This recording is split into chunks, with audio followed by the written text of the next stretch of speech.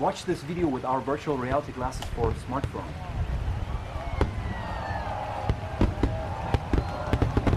virtualvizor.com.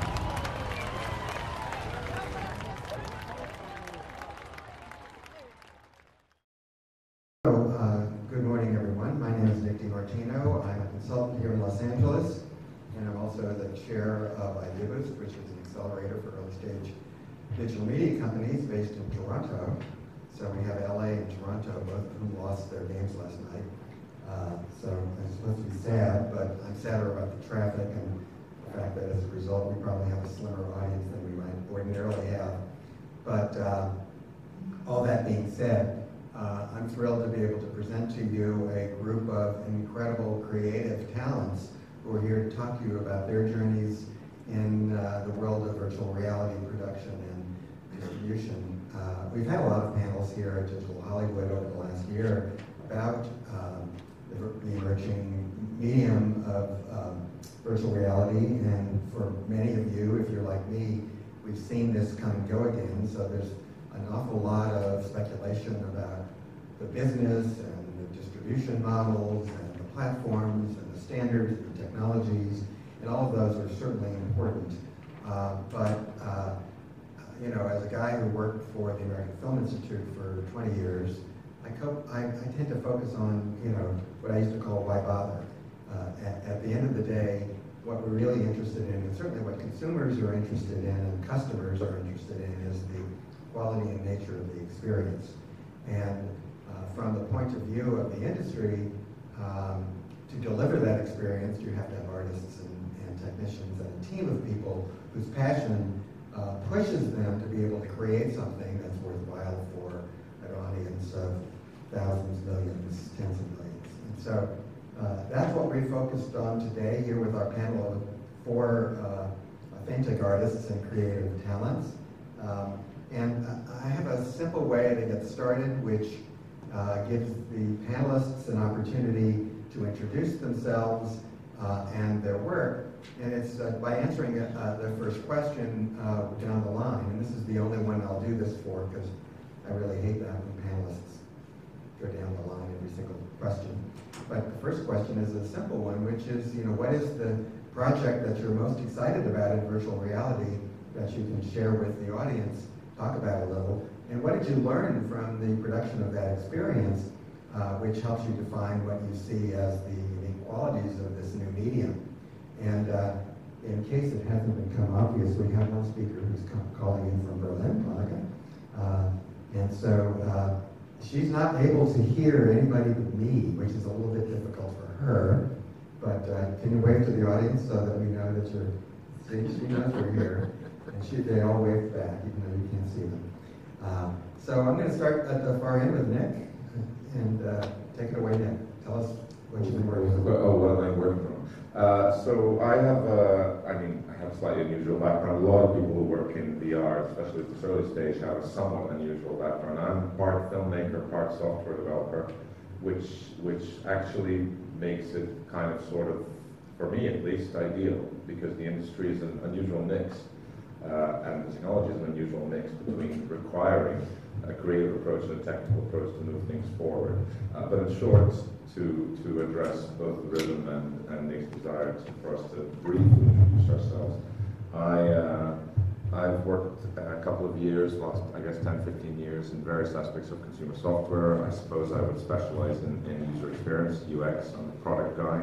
I'm also a film director. The most high-profile project I've worked on prior to VR was a documentary about mercenaries. I spent a number of years at war zones. The documentary was called Shadow Company. It was shown in a number of festivals, winning a lot of awards, which was fun.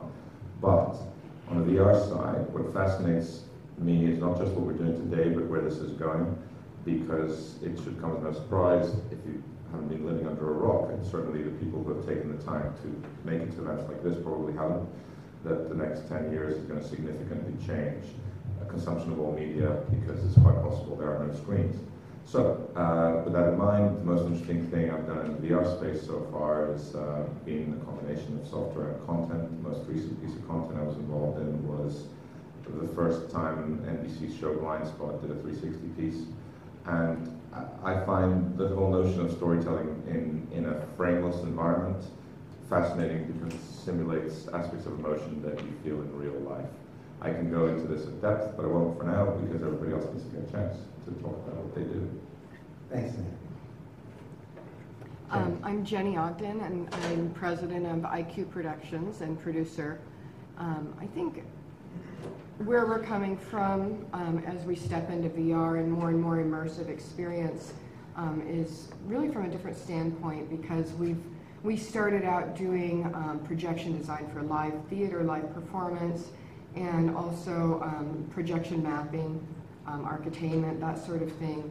And so we're not struggling with getting outside of that 16:9 box that everybody else is so used to working in, because we're already working in unusual immersive environments. So we've been doing a lot of full dome immersive experience as well, which is more of a shared experience. And then moving into VR, our first VR pieces were adaptations of our full dome work and putting them into VR. And so it was more of a 360 video experience, but a really easy step into VR. So the first one we did was The Storm, which was a music video that we produced for full dome. And we also do our live theater in full dome environments, so visually immersive live performance, and projection mapping in traditional theaters where we're actually 3D projection mapping the walls, the proscenium, and the stage floor, and wrapping the audience in more of the story. So we're kind of coming at it from that perspective. We're in development now on a property, a brand that we're looking at from a completely 360 story development, story world standpoint, and it'll be across immersive across many formats, including VR and live entertainment and a series, television scripted series. So what I'm looking at for that really is making sure that we're looking at this project from a virtual 360 world that tells a story across formats in different ways. And a lot of people used to call it transmedia. It's not really the popular term right now, but really 360 storytelling. And going from that curated experience that you get in scripted television or live theater, and then moving into a world where people are actually interacting. So moving from film or video and then shifting into a CG environment, you know, and playing with the third person, first person experience in that manner as well. Thank you. I'm going to switch it up so that Monika doesn't get bored over there in Berlin, and then we'll come back to Evette. So we'd love to hear from you about one of the VR projects that you're most excited about, that you've worked on, and what you've learned from that about why this is a new medium. So I actually do hear other people speak, especially when they speak louder. Oh, good. So that is nice. That's a plus. Yeah, I can actually converse with you guys. So what I'm working on, you know, I am not really a VR creator myself. I'm more supervisor, and so I'll be advising different people and industries in Hollywood, as well as startups and investment entities. So right now, I spend all day here in Berlin with a team at Splash, who are creating new kind of application to let the users generate their own sort of virtual reality experiences. And I also work with a team in Los Angeles called RVLVR, who are creating new ways for us to experience music. Yesterday was the entire day at Mental World Expo with AWE, meeting new people from around the world, and especially had two very inspiring conversations with a lady from China, a lady from Colombia, in terms of more interesting developments that are happening there. So what really interests me personally is how everything else plugs into virtual augmented mixed reality. So what are the other technologies that could help us to create more compelling content in VR. Specifically artificial intelligence, machine learning, computer vision, how we could sort of join sort of the fictional world with things that we capture in our reality and create sort of a seamless experience between the two of them. But also, something that I've been thinking a lot about recently, and one of the things I'm going to do this winter, I am going to teach a small workshop. I wanted to have it for the entire semester, unfortunately I couldn't do that, but I'm actually immensely excited. I am going to be teaching master's students in the best university in Colombia, in Bogota, sort of the introductory course into virtual reality, as a technology, but really get them thinking what they, coming from their culture, we all know about sort of magical realism of South America, could be bringing to this conversation. Because so far, most of the VR development has been happening in America and Western Europe. So one of the things I'm most excited about is how other cultures, from Central and South America, from Africa, from South Asia, from the Middle East, could be stepping into this conversation. Very good. Well, thank you so much for that. And now our final panelist is Evette Vargas. Hi, thank you. Thank you for getting up early and coming this morning. So I am a writer, director, producer, and a VR storyteller, as well as a multi-platform storyteller. So I'm really glad that Jenni mentioned that, because I think that's incredibly important to this entire puzzle, a huge component. So my background is both traditional storytelling. I actually am very involved in traditional television.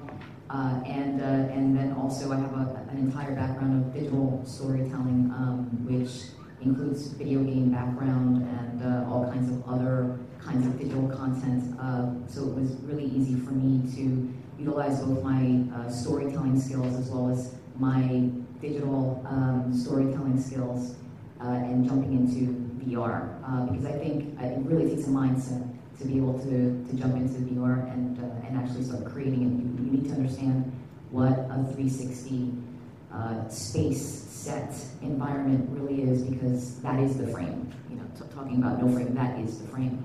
So at my company, I'm the CEO of my company. It's called Digital Reign, REIGN, and we're really focused on all kinds of experiences, and I'm always looking at it from this 360 multi-platform storytelling kind of place in terms of developing IP, developing story. That's what it's all about first, and then the medium and the platform second.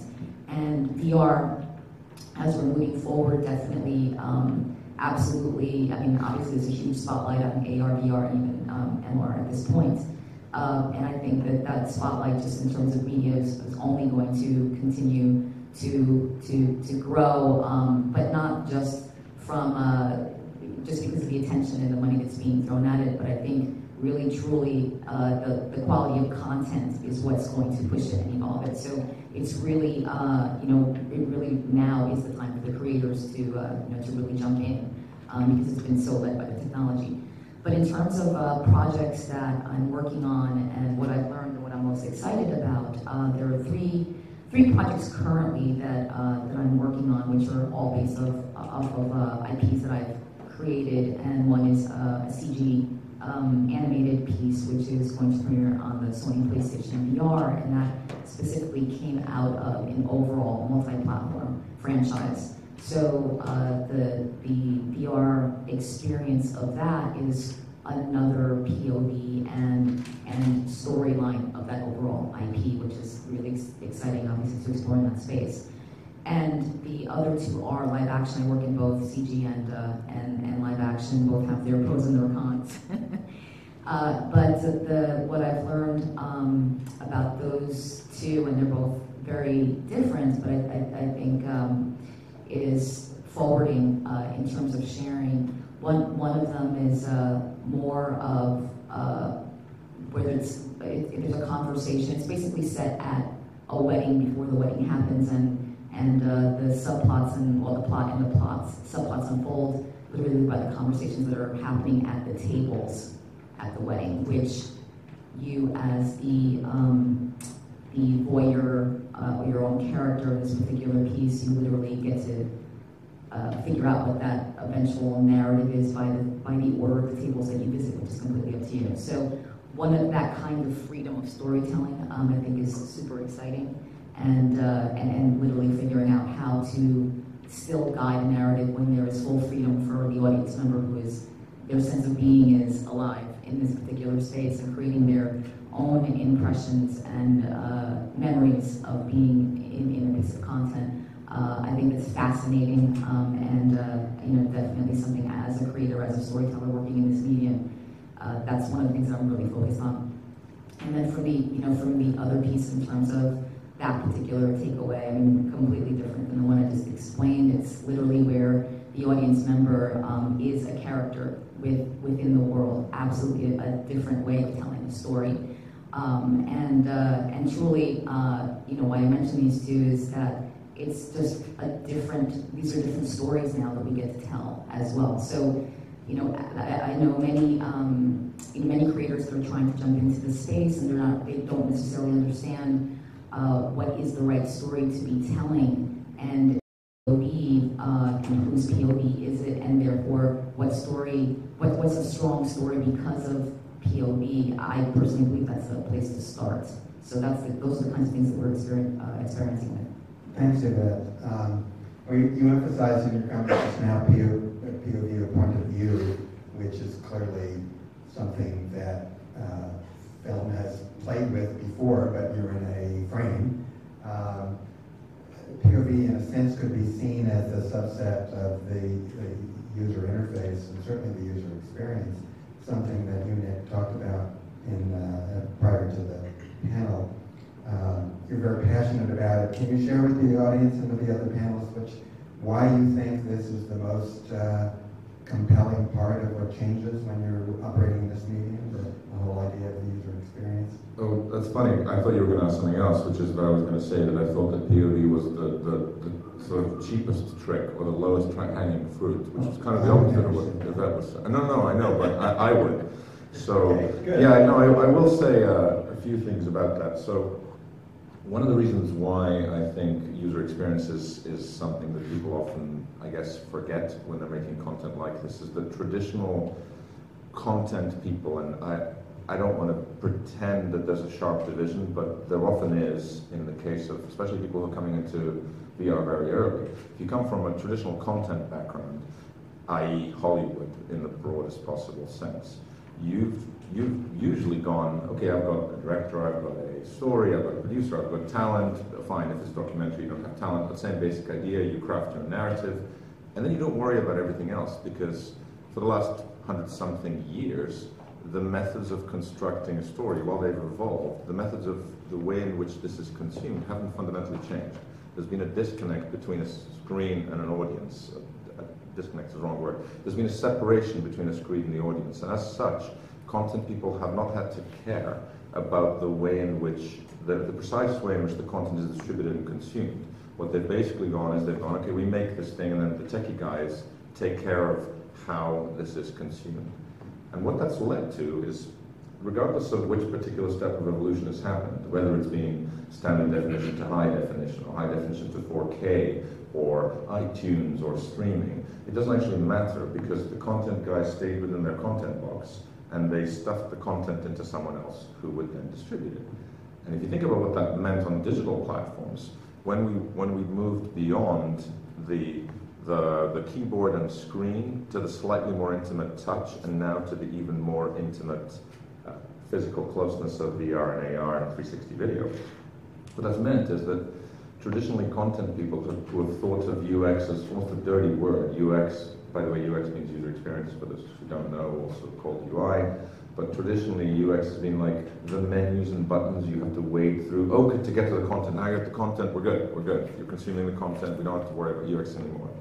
That's not the case in 360, absolutely, because the UX becomes part of the content.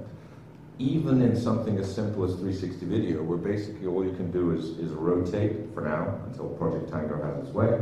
All you can do is move around. That's still a very, very important point of user experience. I think what Nick was getting at was that, which is Obviously, when we start doing computer-generated and position, translation, interactivity with your hands, changes the game, absolutely.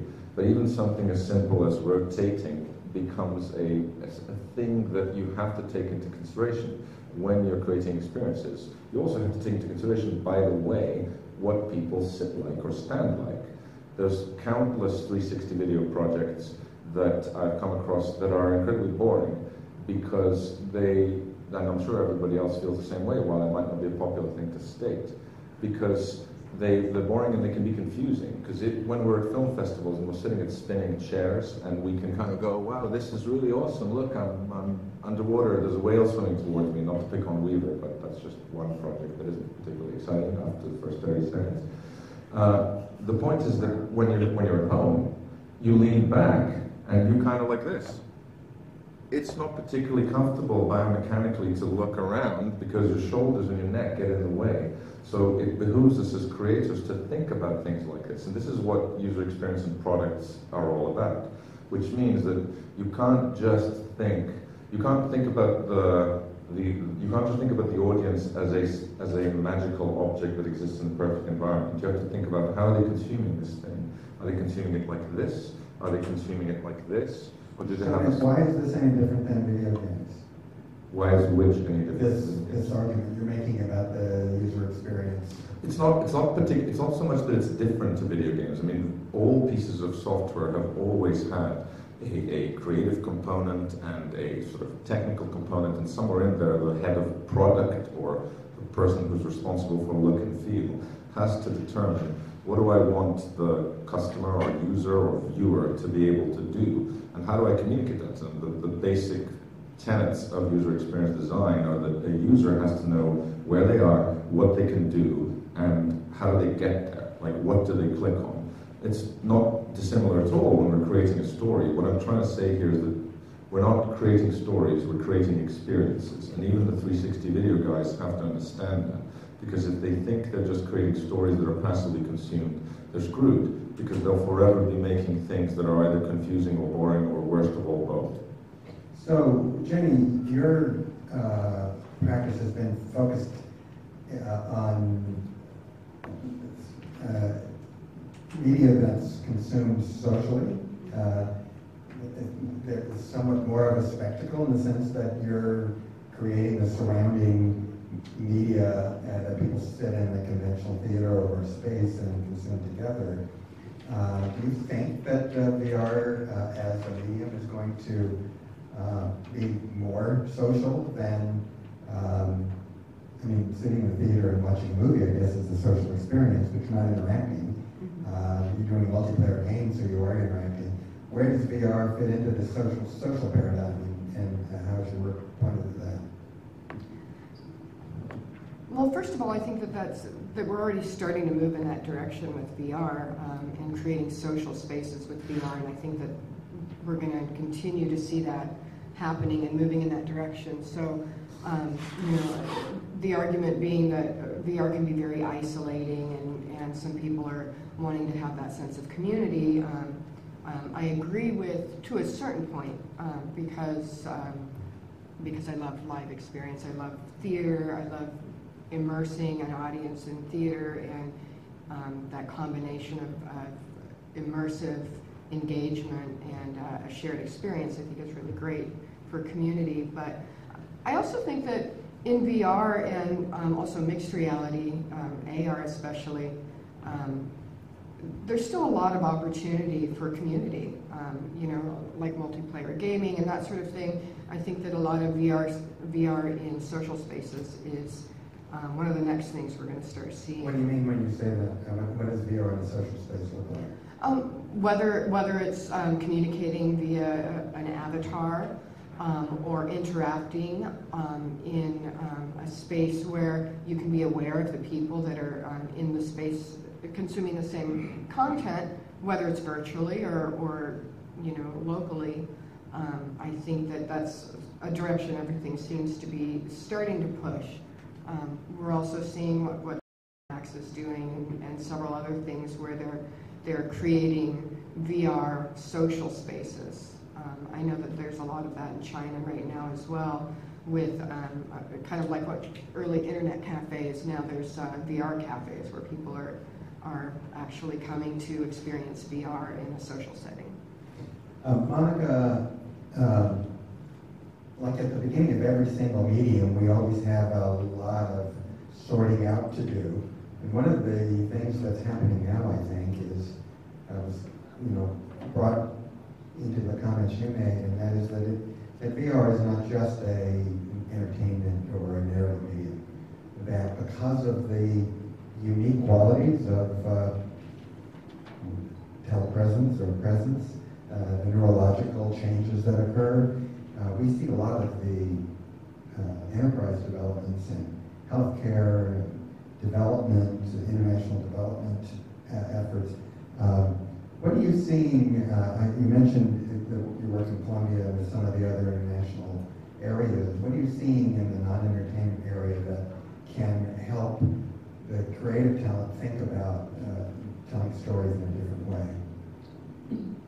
Yeah, so actually, I wanted to echo hearing that Nick said, there's a quote actually I wrote down speaking with a friend yesterday, and he said, Hollywood industry is seeing this as all about the media and nothing about the audience. And I feel, sort of just backtracking a little bit to what has just been spoken in the panel, I think that's a really crucial point. Successful VR, will be different depending on who's experiencing it. So if any person steps into the VR space, the VR experience, and no matter who they are, they will leave with the same story, you could have done it in a traditional format. So it is crucial to embed that sort of variability into the experiences we design, and me being Monika, and Jenni being Jenni, and Nick being Nick, we have to be able to get different takeaways. So it's not as much about sort of the storytelling, it's about sort of story world experience. And story is an important element, but it's really about how I feel, how I move, what happens to me in that world as an experience. Are you talking about the whole area of empathy? Question. I'm sorry, are you talking about the whole area? People talk about empathy as one of the takeaways of the VR experience. Is that what you're referencing? So, empathy is a word that I feel has been really overused. It is not about empathy as much as it is about sort of psychological manipulation that can be used for either good or bad. And empathy can be sort of one of the processes. It cannot be the end goal. For me, good VR generates some kind of change, and we feel for whatever that we experience, and then we come out of that experience and we want to bring it back into sort of our physical life and change our behavioral patterns, or go and help this community that we experienced, or go and participate, or learn about them, or go and visit that particular place. But actually, what you asked me is a question that I haven't sort of answered yet. I think there's a lot of things that will go, especially in AR and MR space, though all of that will merge. Sort of the future reality is the transparency mode that we would choose. If the R as physical reality is 0% and total sort of fully immersive virtual reality is 100%, we'll go anywhere from the 5% to 99%. But there will be so many more use cases that will actually allow us to do something, improve something that we already do in our physical lives with the help of this immersive media technology, and with a different level of transparency. So one particular thing that I'm very interested in, because I've been quite involved in the volumetric capture space, so sort of holographic virtual reality. How can we sort of really capture ourselves on holograms? And that got me thinking about a whole lot of stuff. Especially with what we see is happening, in our politics, the rise of sort of the right wing, people wanting to, exit Brexit, exit the European Union, build walls, create borders, not let sort of free flow of the creativity. That's sort of what politics imposed on us. But that's not what the young generation wants. We want to connect. I'm more interested to collaborate with an artist or with a technologist from Nigeria than I am interested to collaborate with somebody, let's say, in Europe, where I'm from. So I think in that area, what would be very interesting is how holographic capture and sort of augmented reality, mixed reality devices will allow us to really cross the borders. So let's say, I am, an artist or sort of creative technologist in, let's say, Nigeria, and I'm collaborating with my partner in San Francisco, and we want to do a project, we are doing a project with Google X, but the government would not issue me a visa. My American partner can go and very well visit the Google X labs, and that's not right now, but with the next generation of, let's say, HoloLens, I could really participate in that meeting. I could really see everybody in the room. I could see whatever the new technologies that they're showing me, and they could also see me as a hologram. So that is That's so interesting. I think that you're talking about VR as almost a production tool or as a component within the tool set of what creators can access. Leads me to another question that I prepared, which I'll throw out to Evette, and that is, so, I think a lot of how many people in the audience are either currently producing VR or immersive media or are trying to get into the production side of it? So let's talk a little about the tools, because I think maybe this could be helpful. From start to finish in the conception of your project to the distribution of it, what tools do you need that for this production that you wouldn't have needed if you were making a conventional linear production? What are the things that are different? Obviously, if you're live action, there's cameras, but what else? Yeah. Is that for me, or? Oh, I'm going to throw it to Evette so we can mix it up. Sure. Okay, well, I mean, as I mentioned, I work on both the CG side as well as 360 video. Yes, obviously the cameras are different. The post production is extremely different. It takes longer in most cases. Are there different editing tools that you use? Well, of course we all know that the initial stage of stitching the media together, all the the video together, but then it goes through just an incredible process of just the different enhancements that you want to actually make to that 360 environment. Bringing in CG into a 360 world to make it look realer. So there's there's absolutely there's a good deal of that goes on, and then sound.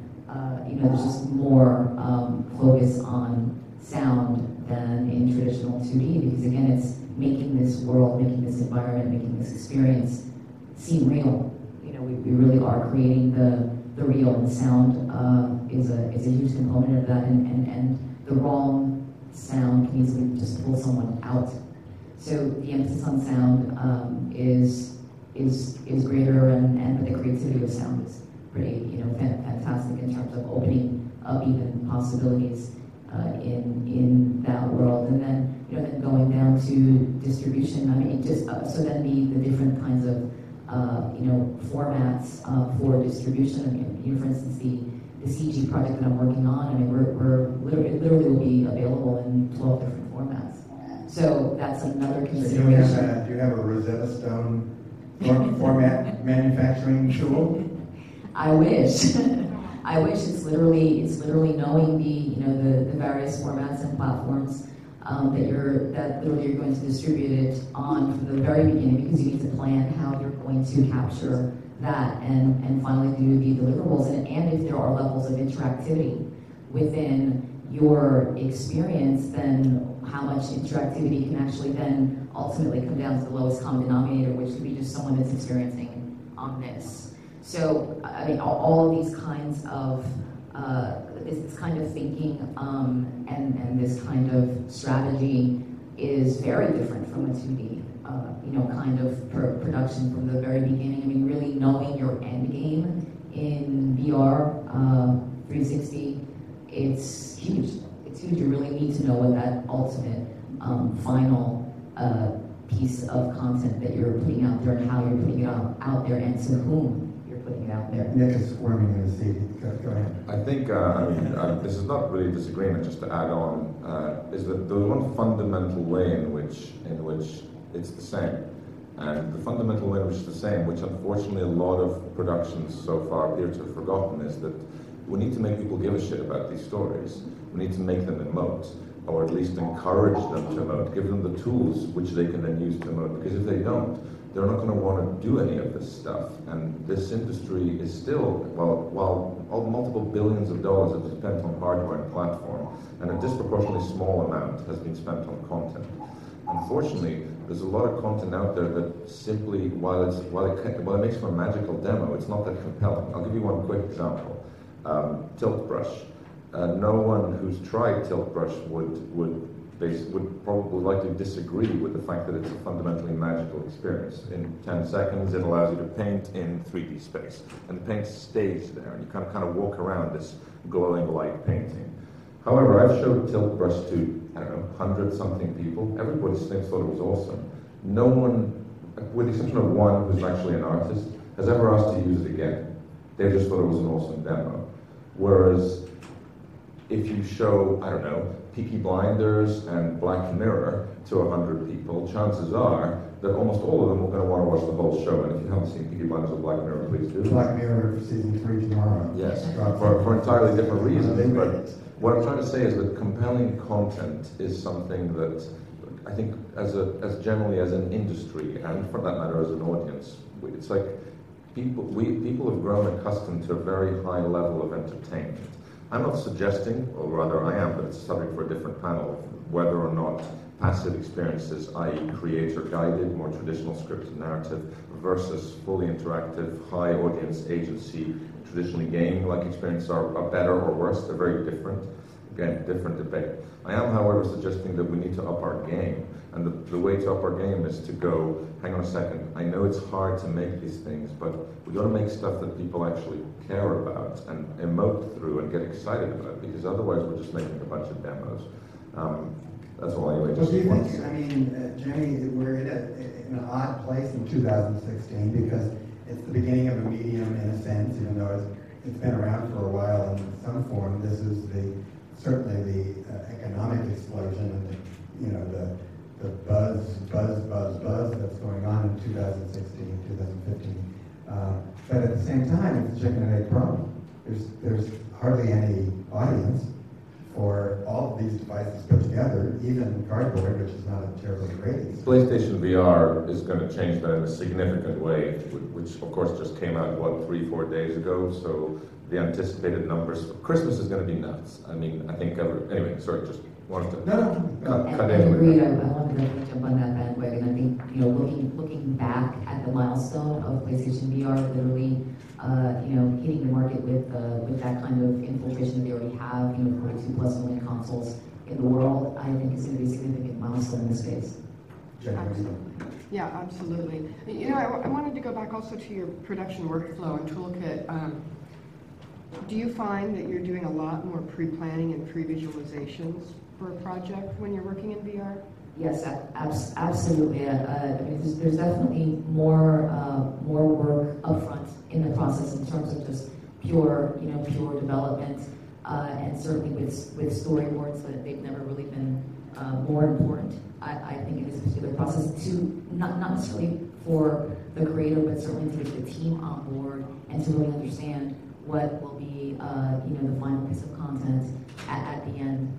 So that particular aspect of it is pretty significant. And going back to storyboards, we're not talking about frames. We're literally talking about it's a storyboard scene or major beats within a story. So it's really like major scene beat frame storyboards. Mm-hmm. Yeah, in our work we do a lot of animatics, pre-visualization, and taking that into actually into a VR, even if it's just something that you can do a previs in cardboard or on your in 360, really creating an animatic moving storyboard and being able to plan, because fix it in post when you're talking VR or immersive is not what you want to be doing.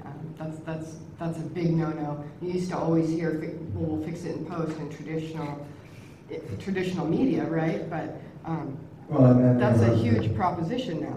The period when suddenly, because of digital, you could remove wires on. So there were romantic comedies that were fixed in post, whereas it used to be action movies and that kind of thing. Yeah.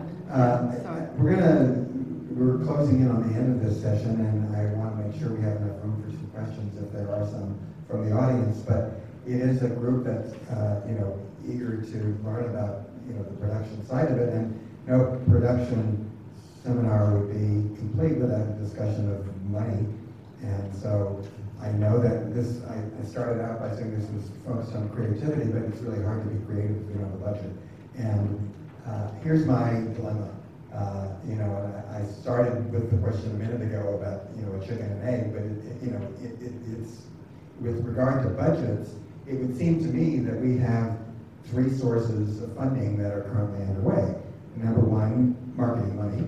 So people are doing 360 video executions for brands and ad agencies and media, movie releases, and these are marketing budgets.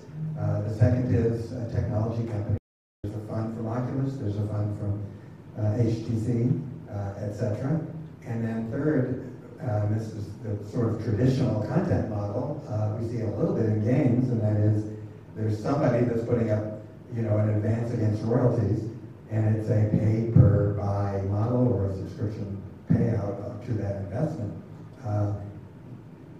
It seems to me until we get to the last of the three, the vision that Nick outlined earlier about really spectacular content that competes with the stuff that we see from the mainstream is going to be hard to get. Well, it doesn't, to be clear, it doesn't have to be wham bam. It's not. When I'm talking about Star Trek, I'm just talking about take a look around at any 360 video scripted narrative piece released so far, and prove to me that it isn't shit, because they all are. Because the performances are bad, the directing is bad, the story's not particularly great. And why is that? Because it's hard to make this stuff, so people kill themselves trying to make it, and they forget about the basic fundamentals. Is it a budget issue? I don't know that it is. I mean, there's plenty of stuff we've seen over the years come through Sundances and various other film festivals, which is, indie Primer is an older example, but people put stuff together for near $0, and if you have a good story and you can find talented performers, which, by the way, this town is chock full of, you just got to look. All in the audience, are you kidding me? Well, maybe, who knows? I'm just saying that it is possible to make good stuff. It's just, my worry is sometimes when creative people enter a technical environment, they get blinded by the technology and they forget about what they actually know about. A typical example is, there's an article I wrote called Cinematic VR is Not an Easter Egg Hunt. And essentially I happen to point at a particular person who's a very talented filmmaker, and one of her first 360 projects involved dancers in every single possible axis. There's a dancer over here, there's a dancer over here, over here, over here, and I remember talking to her, and I go, why did you do this? Like, all your film work is actually really good. Why did you make something that's so confusing? And she goes, because it's 360, right? You got to put something everywhere. It's 360. And I go, no, you're a storyteller, and I know I understand that obviously there's a fundamental difference between VR and 360 video, but in this particular case it was 360 video. And I said, you're a storyteller. Your job, if you wish to be a storyteller, is to tell a compelling story, not to tell a confusing story, not to just go, well, here's the world and the world is real, because guess what? How many times have you in the audience looked behind you during this talk? Probably never, unless you were, looking for the door or trying to figure out what time it is and trying to find a clock somewhere.